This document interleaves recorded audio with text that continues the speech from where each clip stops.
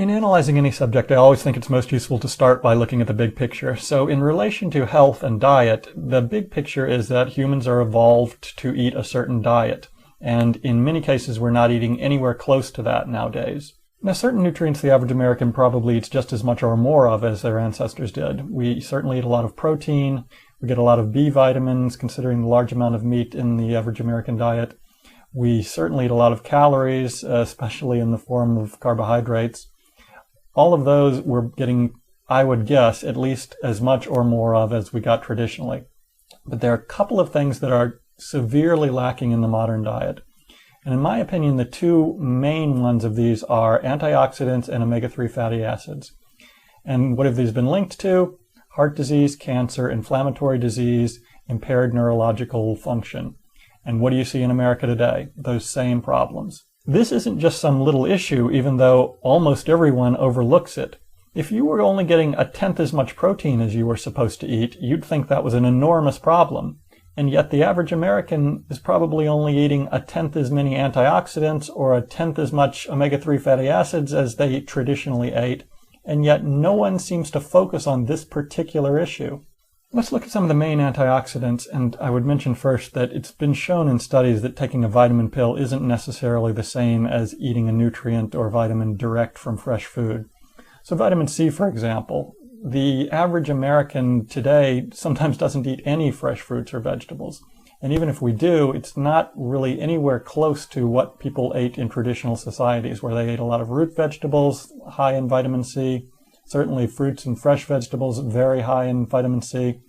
We're not eating anywhere close to what we ate traditionally in most cases. Many Americans not even getting a tenth as much vitamin C as they traditionally got. Vitamin E, if you've ever looked at the RDA of vitamin E in various foods, it's almost impossible to come anywhere close to the RDA of vitamin E unless you eat nuts, as people traditionally ate a lot. Vitamin D from sunlight or plant or fungal sources, especially mushrooms. Again, most Americans not spending nearly as much time in the sun as they used to. And then there's just a wide range of phytochemicals that act as antioxidants. In fact, maybe the main source of antioxidants in the diet. And once again, just like with vitamin C, the main source is vegetables, and the average American might not even be eating a tenth as much as their ancestors obtained. So what do antioxidants protect against? Ultimately, they protect against oxidative stress, which leads to the problems that I mentioned before: heart disease, Alzheimer's, inflammatory disease, all of the problems that you see in America today in outrageously high quantities compared to traditional societies. And oxidative stress, it's counteracted by antioxidants, but it's caused by other factors, particularly rancid fats in the diet, air pollution, things that we have just as much or more of today as we always had.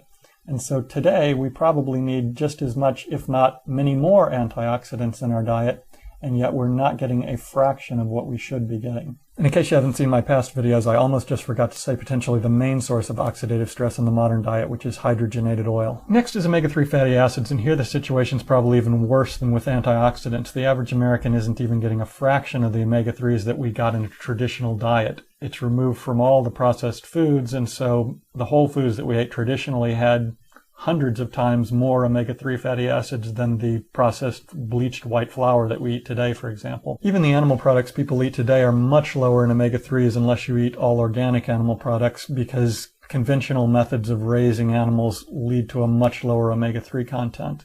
And lastly, fish, one of the best sources of omega-3s, is much lower in the American diet today than it was traditionally. And what is the lack of omega-3 fatty acids in the diet linked to? Inflammatory disease, heart disease, delayed neurological development in children, other neurological problems, the whole host of things you again see specifically in modern society with people eating modern diets.